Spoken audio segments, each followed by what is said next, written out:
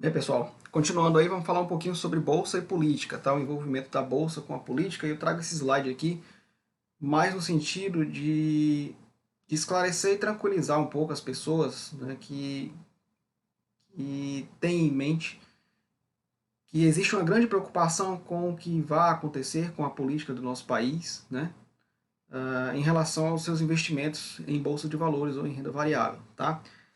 Claro que política, né, economia e investimentos, no caso a Bolsa de Valores, estão atrelados. Né? As notícias elas interferem no comportamento do mercado de forma geral, lógico, né? Isso está atrelado. Tá? Mas o recado aqui é o fato de. Eu quero passar aqui para vocês a mensagem de que o que quer que ocorra na política, tá? A não ser que ocorra uma catástrofe, né? Mas, de forma geral, o que quer que ocorra na política, o que quer que venha a ocorrer no futuro, não é fator preocupante para o investidor, de verdade, não é especulador. Estou falando de investidor, a gente vai mais na frente falar a diferença entre esses dois comportamentos, esses dois perfis, né, investidor e especulador. Mas o investidor de verdade ele não se preocupa tanto assim com o que vai acontecer com a política. Tá? E aí eu trago para vocês um histórico, né? E aí eu falo de novo que a gente está aqui fazendo uma análise positiva, tá? Análise de fatos e dados, sem nenhum tipo de pensamento partidário, político, enfim, tá? Estamos aqui analisando o que ocorreu, né, nos últimos anos aí. Então a gente tem aí um histórico com dados atualizados até fevereiro de 2022, em que a gente traz a rentabilidade da bolsa de valores com cada presidente que passou nos últimos tempos, né? Então começa com, no caso, o governo do FHC, né? O FHC ele teve um retorno na bolsa, né? No caso, retorno bruto de 245%, o retorno líquido em azul, né? De 171%, tá? Desses cinco aí, no caso, os últimos, né? O maior retorno que tivemos na bolsa foi em relação ao governo Lula, né? Enquanto o IPCA também mostrado em amarelo aí também, né?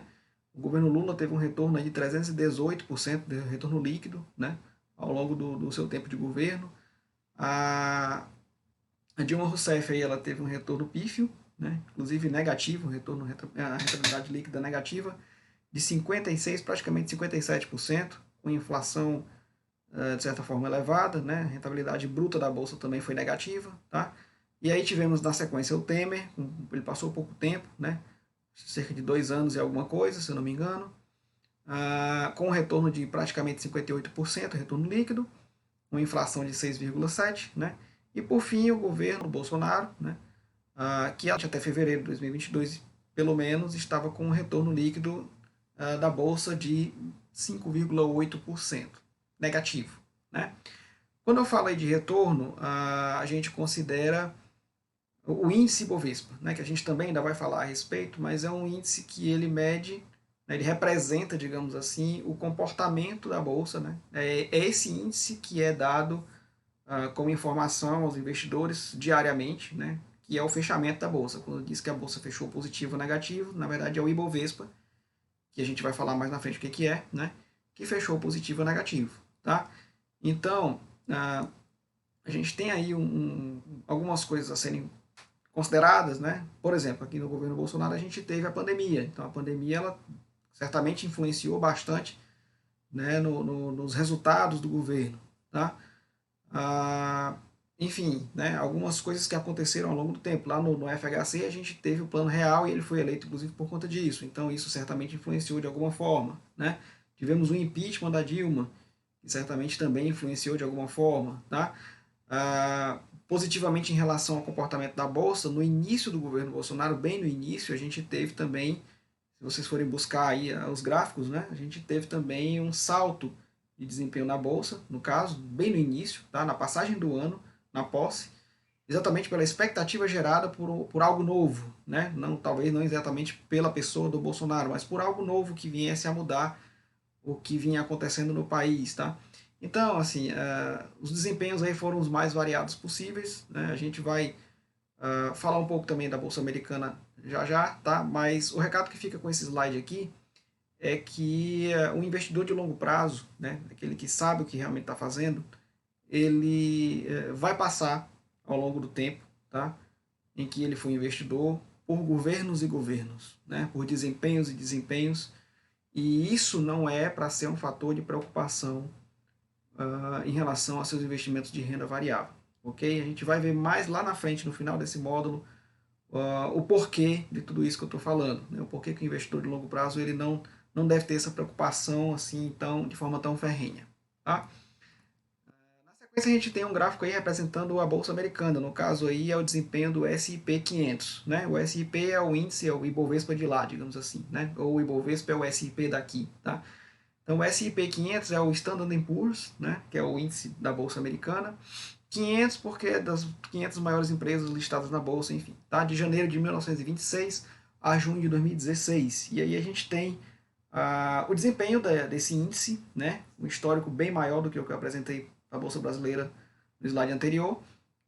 Retorno de $1 aplicado em ativo indexado a 500 maiores empresas dos Estados Unidos de 1926 até 2014, em relação aos presidentes e seus respectivos partidos, tá? No caso dos Estados Unidos, a gente tem basicamente dois grandes partidos, o Partido Republicano e o Partido Democrata, né, no qual a gente poderia pensar que o Partido Republicano é o partido dos conservadores e o Partido Democrata é o partido daqueles que não são conservadores, né? Seria mais ou menos como pensar aqui em relação ao Brasil, direita e esquerda, tá? Então o Partido Republicano seria um partido de direita e o Partido dos Democratas seria um partido de esquerda.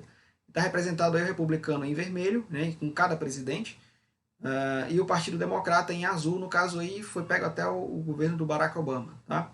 E a gente percebe que ao longo do tempo o desempenho do S&P 500 ele não considera muito, né? Não liga muito para quem está no governo. No caso, no longo prazo, claro que aqui a gente está falando de um longuíssimo prazo, né? São praticamente aí 100 anos de história, né? Mas isso é para mostrar que no longo prazo, né, no geral, o desempenho da bolsa tende a ir para cima, né? Tende a subir independente do governo que venha a estar presente, tá? Então esse slide é para mostrar que, pelo menos em relação à bolsa americana, se vocês forem buscar também dados da bolsa brasileira, vocês vão ver que existe uma crescente, né, ao longo do tempo também, tá? Em relação às bolsas de forma geral, então, a ideia de comportamento dos indicadores, né, o retorno dos investimentos, ele tende sempre a ir para cima, tá? Então, para aquele que sabe esperar e para aquele que é realmente um investidor de longo prazo, bolsa de valores, tanto aqui quanto fora, né, é um tipo de coisa que vale muito a pena de se pensar em investir, tá? E para provar isso, coloquei também aqui esse gráfico que é tirado desse livro aqui embaixo, né? Investir em ações no longo prazo, um livro do Jeremy Siegel, né? Esse livro é muito bom, é um livrinho meio dourado, com bege, assim, um livro com uma quantidade adequada de páginas, não é um livro tão pesado, mas o lado bom dele é que ele traz muita informação, principalmente histórica, né? E muita análise, muito estudo, mais focado na Bolsa Americana, lógico, né? O escritor ele é de lá, mas ele traz muitas informações para te mostrar que investir em bolsa de valores é algo que vale muito a pena, tá? Então ele coloca esse gráfico, tirado do livro, né? Esse gráfico ele mostra o desempenho, tá?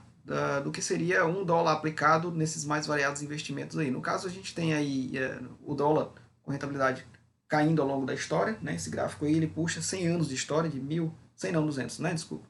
De 1802 a 2002, tá? Então, se você colocasse $1 aplicado lá, na verdade, $1 em 1802 ele desvalorizou, né? $1 aplicado em ouro, tá? Em gold, né? Hoje a gente teria aí $4,52, tá? $1 aplicados em bonds and bills, né? Bonds e bills seria o equivalente aos títulos do Tesouro brasileiro, no caso o título do Tesouro americano, né? A diferença entre os dois, basicamente, é que bonds você tem prazos mais longos, né? E bills você tem prazos de até um ano, prazos mais curtos, tá? Então tem aí o desempenho desses, são chamados treasury bonds, né? Que são os bonds do tesouro, enfim, né? Tem alguns tipos aí mais variados para quem quiser estudar mais isso na sequência. Então teria aí o desempenho desses títulos, né? Emitidos pelo governo americano. E por fim a gente tem esse retão aí, né? Praticamente aí, acho que uns 45 graus, né, das stocks. Então, stocks seriam as ações, né? Stock é a palavra utilizada em inglês para ações, né? E aí a gente teria o desempenho do investimento de $1 em ações depois de 200 anos. Quanto é que ele viraria? Viraria aí 705 mil dólares, né?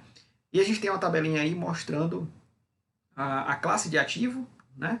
E o retorno anualizado de cada um desses investimentos. Seria equivalente, por exemplo, a ter um retorno de 6,6% em ações em cada ano ao longo desses 200 anos. Tá? Então esse livrinho aí é um dos livros mais aprofundados a respeito do assunto. Né? Ele não é tão grande quanto o livro do Investidor Inteligente, que eu vou falar mais dele daqui a pouco. Ele é um livro relativamente mediano em relação ao volume de páginas, mas em relação à qualidade de informações ele é um livro muito bom. Então eu indico bastante para quem quiser dar uma lida aí, se aprofundar mais no assunto, pegar esse livro aí do Jeremy Siegel. Tá? Esse slide eu coloquei aqui só para a gente começar a falar um pouco mais de algumas falácias, né, que a gente já definiu o que é, a respeito da Bolsa de Valores. Tá? E eu coloquei esse slide de propósito aqui, Bolsa versus Cassino, né? Exatamente para a gente deixar bem claro aqui, a ideia desse slide é somente essa. Tá? A gente deixar bastante claro aqui que Bolsa de Valores não é casa de aposta, não é cassino. Tá? Não é um local em que você vai jogar com a sorte, em que você vai colocar o seu dinheiro e esperar ficar milionário da noite para o dia. Isso não existe. Já tinha até falado isso em algum momento anterior do curso, né?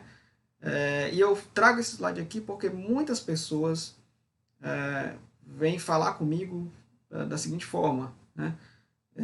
Vou apostar nesse negócio aí. Qual ação você me diria para apostar hoje em dia, né?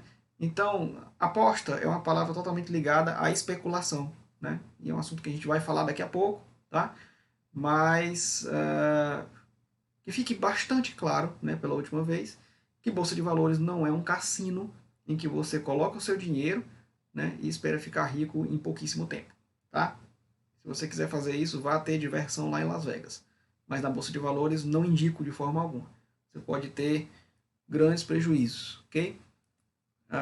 Outra falácia, né? Coloquei até esse slide aí, esse rapaz aí é de um programa de culinária, né, que passa na TV, acho que todos conhecem. E aí é para falar dessa falácia aí, né? Dessa grande falácia aí que está em cima. Compre na baixa e venda na alta, né? Investir é fácil, no caso investir na bolsa de valores, né? É só comprar na baixa e vender na alta. Se fosse tão fácil assim, já tinha muita gente rica por aí, tá? Então, investir em bolsa de valores, né, assim, não é tão fácil quanto é dito aqui. Não que seja difícil, né? Basta que você adquira conhecimento a respeito, tá? Mas simplesmente dizer que investir na bolsa é fácil, porque você basta comprar na baixa e vender na alta, né? E ter seu lucro, isso é uma grande falácia, tá? Porque você não tem como prever nada na bolsa de valores, né? Você não tem, primeiro, nem como prever, e segundo, você não tem nem como saber que aquilo ali é a baixa e que aquilo ali é a alta. Você não tem como saber, né? Investidor ou especulador, no caso, né? Vamos falar de especulador, que nesse caso aqui, o especulador que tenta acertar, a gente tem picos e vales, né? O especulador que tenta acertar vales na bolsa e achar que aquilo dali é o ponto no qual ele vai comprar a ação de forma mais barata, né? Para ele, no caso, né? E achar que aquele ponto lá em cima é uma alta, né? Um pico, né? E que ele ali está comprando, está vendendo a ação no valor mais elevado que ele poderá vender e aí assim ter um lucro melhor do mundo, tá falando besteira, né? Isso é uma grande falácia, não é tão fácil de fazer, tá? Então, assim, existem algumas metodologias que a gente vai analisar mais na frente, né? A gente vai falar de análise gráfica, análise técnica, inclusive vou falar um pouco mais a respeito disso lá na frente, né? Vai falar de análise fundamentalista, tá? Mas vai ficar claro até o final desse módulo, pelo menos, que isso daí é uma grande falácia, né? E que não há como você saber fazer isso de uma forma que você possa afirmar para os outros que você é expert no assunto. Não há como, tá? Infelizmente é o que ele está falando aí, está mentindo bem, parabéns, né? É uma grande mentira, tá? Gurus da internet, né? Vamos começar a falar um pouquinho aí rapidamente sobre qualidade de informação, né, a respeito da Bolsa de Valores. Bolsa de Valores é um assunto que chama muita atenção, né? Porque onde tem dinheiro envolvido, né, as pessoas geralmente se interessam bastante, tá? Então, que eu estou chamando aí de gurus da internet, né?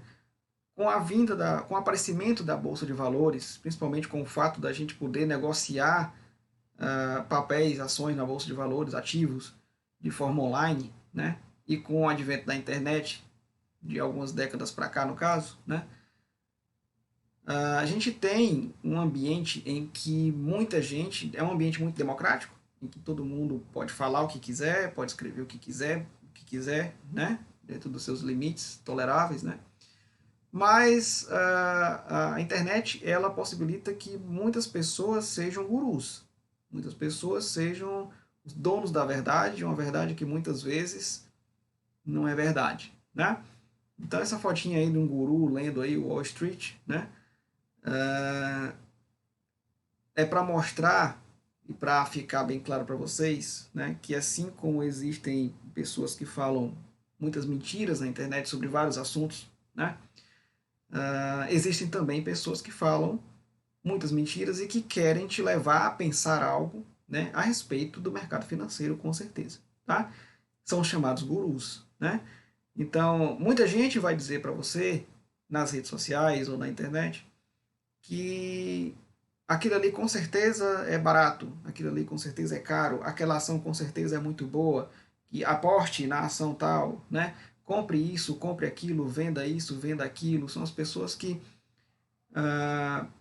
demonstram, né, uma certa firmeza ao afirmar, né, que sabem o que estão falando. Tá? Pessoas de casas de análise, por exemplo, né, sites especializados, tá? E percebam e entendam e coloquem logo em mente que muitos desses canais, né, eles estão ali para influenciar você, né, a fazer compras ou vendas, a comprar determinado tipo de ativo, a te influenciar de uma forma geral, muitas vezes de forma que venha a beneficiá-lo. Certo? Vou dar alguns exemplos ao longo do módulo, né? Mas existem muitos, por exemplo, muitos influencers, né, de Instagram, por exemplo, que eles falam bastante a respeito da Bolsa de Valores, né? Eles sempre dizem que aquilo não é uma indicação, porque eles não podem, já que eles não têm a formação na área. Mas eles falam muito de algumas ações que fica claro que ali ele está dizendo que está tentando te influenciar e está dizendo que você compre aquilo, ou que você venda aquilo, mesmo que ele fale indiretamente, né? Ele não pode falar diretamente porque ele está cometendo algo fora da lei, já que ele não é graduado, formado, especializado, né, habilitado a trabalhar com aquilo da mesma forma que um corretor, por exemplo, né, de investimentos, né, enfim, um gestor de investimentos, né. Mas tenha em mente que muitas dessas pessoas, elas ganham muito dinheiro, na verdade, elas dizem que metodologia tal funciona, que isso, que aquilo, querem te vender cursos, né. Geralmente são pessoas que já dizem que são independentes financeiras, ou alguns até não são, né? Querem te ensinar a ser independente financeiramente, sem ser, né? Ou até são independentes financeiramente, porém não através dos investimentos. Né? Não que eles não façam, eles fazem, mas geralmente através de venda de curso. Né? Então essas pessoas vendem cursos aí, 1.000, 2.000 reais cada curso, ensinando coisas, né, que talvez com um pouco de esforço você conseguisse aprender sozinho. Né? Ou até acompanhando os canais dele sem pagar nada, você conseguisse aprender e pegando ali um pouco de interesse e aprender sozinho. Tá? Conheço um, por exemplo, que sei de um que diz que já tem alguns mais de 7, 8 mil alunos, né? E aí eu fui pesquisar o preço do curso dessa pessoa e essa pessoa vende um curso aí a R$ 1.200. Então você multiplica aí 8.000 vezes 1.200, quanto é que não dá de dinheiro? Por isso que a pessoa é financeiramente independente, aí fica beleza, né? Aí fica fácil de ser, tá? Então, esse slide aqui, ele tá para que vocês tenham cuidado, tá? E é esse o objetivo desse curso, né? De forma bem clara e bem honesta, tá?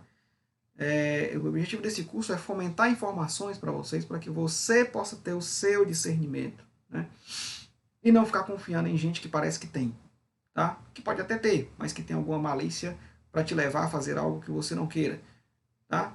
Por exemplo, digamos que uma pessoa dessa, ela compra uma ação, né? E aí ela quer que essa ação suba de preço. O que ela faz? Ela começa na internet a falar que essa ação é boa,